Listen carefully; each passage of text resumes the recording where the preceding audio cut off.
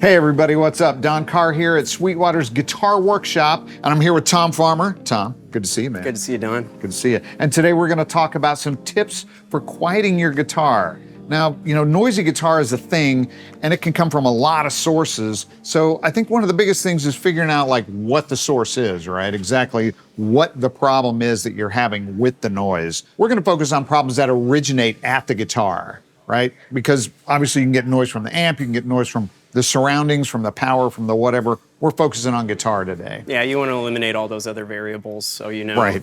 It's the guitar. Exactly.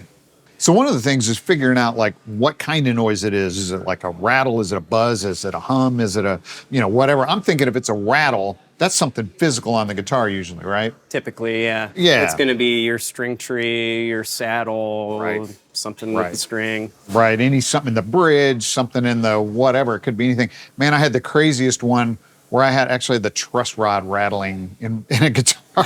that was pretty nuts. That was an interesting fix, but that's for another story. But usually if you just keep like Allen wrenches and like a small screwdriver around, you can kind of tighten all that stuff up. Yeah, for sure. So if it's a buzz or a hum, that's usually something electronic, right? Yep.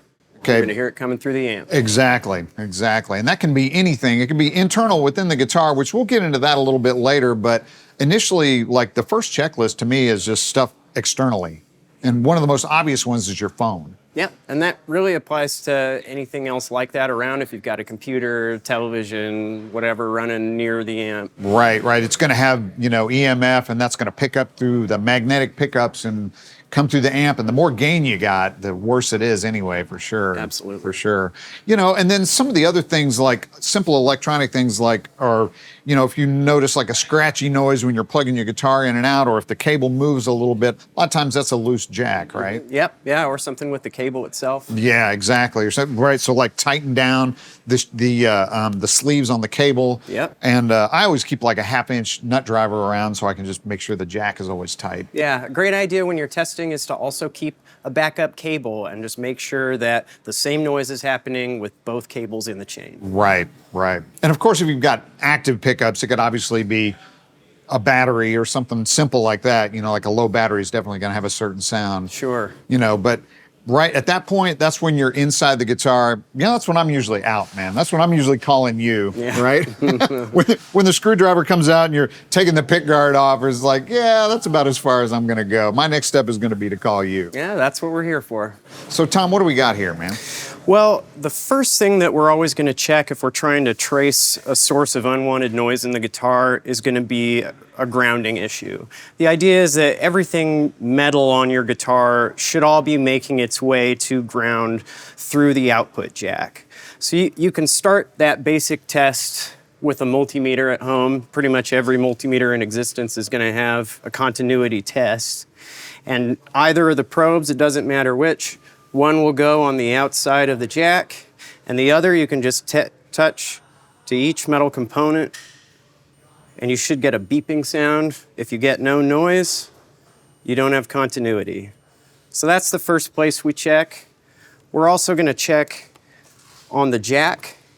A really common problem people have is they might get a loose jack, and when they go to tighten it, it twists the wires off on the inside. If you break your ground wire off, that can lead to some unwanted noise or no noise at all. If it's not an issue like that and your wiring's good, another way that we might reduce noise is by further shielding the components. So we've got a couple different examples here of different kinds of shielding. Kind of the nicest that we'd provide in the shop is going to be copper shielding tape all around all the cavity. A lot of guitars that come shielded from the factory are going to have black shielding paint like this. And then you might also have a plate like this on your pick guard. You're hoping to create basically a little metal cage, it's called a Faraday cage, around your components to block out unwanted interference. If you're talking about noise in the pots themselves, like the scratchy sounds, or it's just not operating smoothly, we might clean the pot with deoxit to reduce that noise.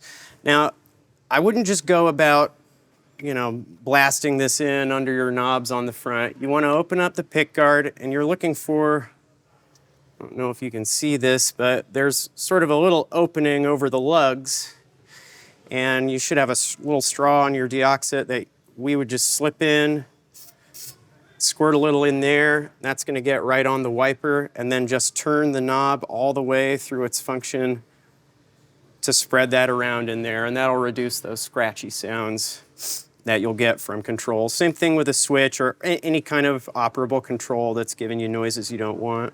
Determining whether a component is actually bad or not is definitely something you'll want to get a professional involved with.